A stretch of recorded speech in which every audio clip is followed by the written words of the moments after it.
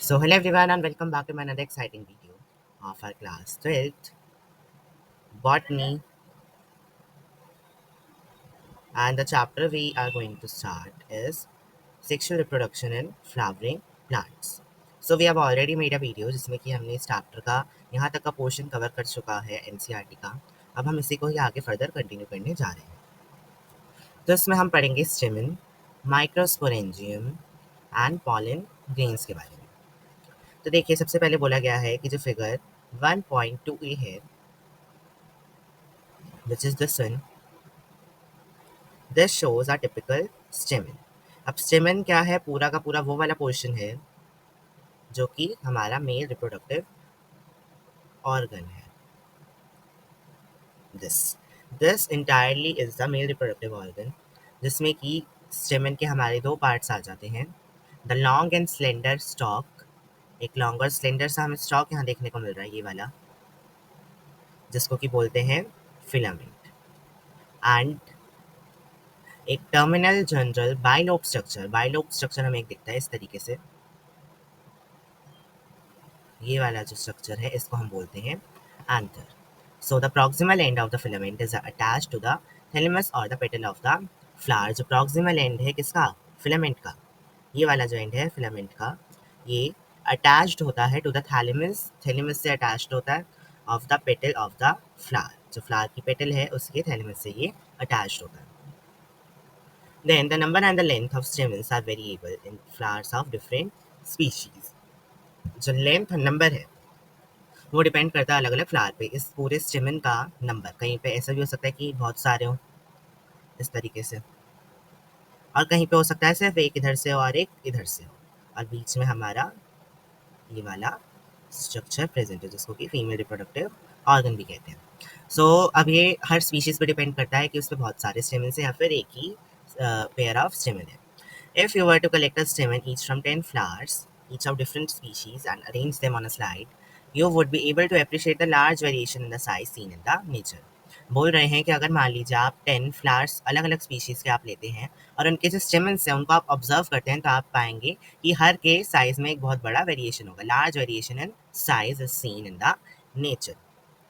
A careful observation of each stamen under a dissecting microscope, making neat diagrams, would elucidate the range in shape and attachment of anthers in different flowers। Her flower में ये जो shape है और जो attachment है anther का, वो कुछ अलग हमें देखने को मिलेगा, जो कि हम एक डाइसेक्टिंग माइक्रोस्कोप के अंदर ऑब्जर्व भी कर सकते हैं। A typical angiosperm anther is bilobed, जैसे कि मैंने आपको बताया bilobed होता है इस तरीके से। With each lobe have two theca, हर में दो थीका होते हैं, तो इसे बोलते हैं डाइथीकस। क्या बोलते हैं इसे? Dithecous. Why? Because it has two theca. वो भी मैं आपको फिगर में भी शो करूंगा। Often a longitudinal groove runs lengthwise separating the theca. एक लॉन्गिट्यूडनल ग्रूव रन करता है जो कि इस थीका को सेपरेट भी करता है। देखिए बोला गया है डाइथीकस, डाइथीकस मतलब दो थीका। एक थीका हो गया ये वाला पोर्शन और एक थीका हो गया ये वाला पोर्शन, और कह रहे हैं दैट एक लॉन्गिट्यूडनल ग्रोव रन करता है यहाँ पे, जो कि इन दोनों थीका को सेपरेट करता है आपस में। So further we have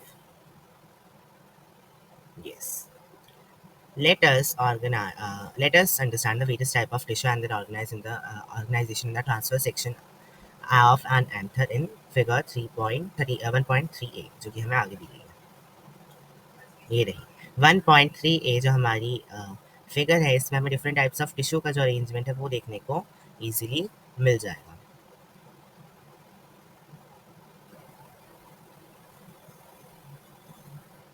yes है। सो सबसे बाहर जो टिश्यू प्रेजेंट होता है इसकी कवरिंग के फॉर्म में, वो है हमारा एपिडर्मिस, जो कि बिल्कुल यहाँ पे हमारा प्रेजेंट है। इसके बाद जो हमारी नेक्स्ट लेयर होती है वो क्या है? हमारी एंडोथीशियम। उसके बाद हमारी आती है मिडल लेयर, जो कि ये रही यहाँ पे। मैं नंबरिंग भी कर देता हूँ। ये है नंबर 1 वाली लेयर, ये है नंबर 2 वाली लेयर, ये है नंबर 3 वाली लेयर, और ये है नंबर 4 वाली लेयर। अब ये जो नंबर 4 वाली लेयर है ये हर एक को सेपरेटली कवर कर रही है। अभी किसको कवर कर रही है? ये कवर कर रही है स्पोरेन जेनस टिश्यू को, जिसको कि हम माइक्रोस्पोरेंजियम भी बोलते हैं। I am writing here microsporangia.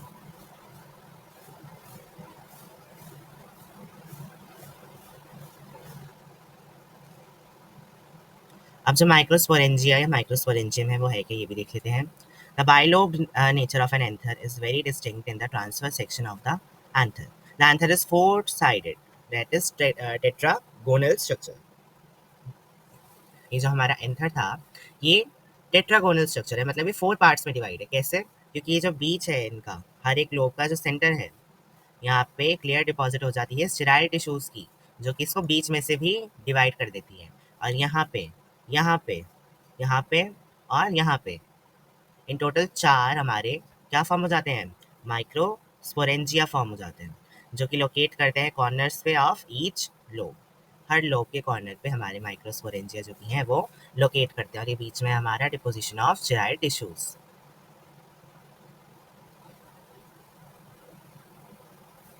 Deposition of sterile tissue.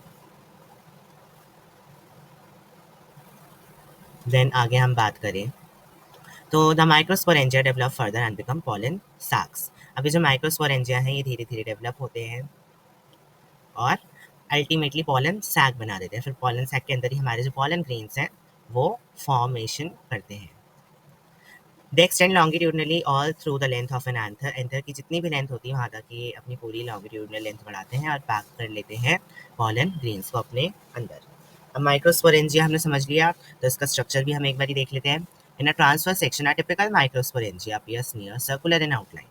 जो माइक्रोस्पोरेंजिया एक्शन में हमें देखने को मिलता है वो हमें मिलता है circular in outline. Then it is generally surrounded by 4 wall layers, और ये 4 वॉल लेयर से सराउंड करता है। एक वॉल लेयर तो इसको डायरेक्टली सराउंड करती है और 4 इसके बाहर होती हैं। सॉरी, इन टोटल 4 होती है, 3 इसके बाहर होती हैं और एक जैसे डायरेक्टली प्रोटेक्ट करी होती है, जो कि इस डायग्राम में बहुत क्लियरली हमें दिखाया भी गया है कि जो 3 हमारी लेयर्स थी, लेयर नंबर 1, 2 एंड 3, ये हमारी पूरे को प्रोटेक्ट कर रही थी। लेकिन जो 4th वाली टेपिटम थी, ये वाली इसको डायरेक्टली यहाँ से कवर कर रही है। एंड जो ये वाला स्ट्रक्चर है इसका नेम है कनेक्टिव। कनेक्टिव का काम है कनेक्ट करना किसको? एंथर को एंड फिलामेंट को।